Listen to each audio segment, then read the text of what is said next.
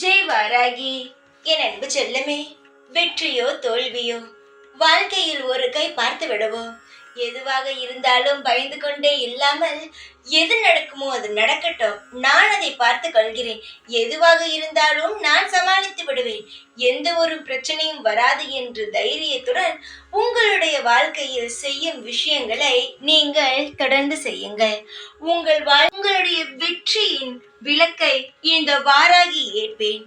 உங்களுடைய வெற்றிக்கு நானே உறுதுணையாக இருப்பேன். என்னை நம்பி ஒரு காரியத்தில் இறங்கினாலும், எங்கு நீ சென்றாலும் முதலில் என்னை வணங்கிவிட்டு நீ செல்லும் காரியம் உனக்கு வெற்றியை தரும். பல தோல்விகளை பார்த்த நீ என்னை வணங்கி ஆரம்பித்ததிலிருந்து நிறைய வெற்றிகளை பார்த்திருப்பாய்.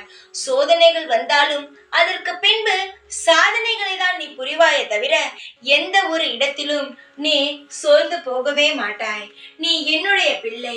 நான் உன்னை என் கையில் இறுக்கமாக பிடித்துள்ளேன். புரிகிறதா? நீ என்னுடைய உறவு. அடுத்ததுதான் என்னுடைய பக்தி.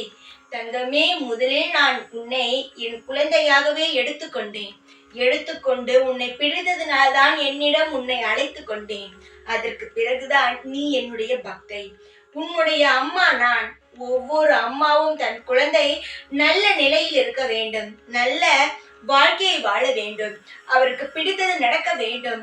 நிச்சயமாகவே அவள் வாழ்நாள் முழுவதும் மன அமைதியாகவும் திருப்தியாகவும் இருக்க வேண்டும் என்பதற்காக போராடுவாள். அதே மாதிரிதான் உன் வாழ்க்கையில் ஒவ்வொன்றாக நடக்க வேண்டும், நல்லதெல்லாம் நடக்க வேண்டும் என்று நான் இங்கு போராடி கொண்டு இருக்கிறேன். உன் கர்ம வினை மிக மிக அதிகமாக இருக்கிறது.